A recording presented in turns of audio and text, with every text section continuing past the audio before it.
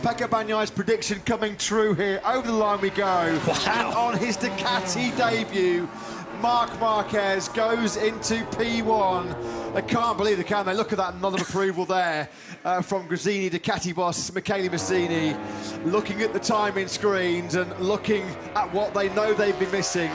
The mercurial talent of Marc Marquez, 42 laps into his Ducati career. That's all it's taken him to find himself in P1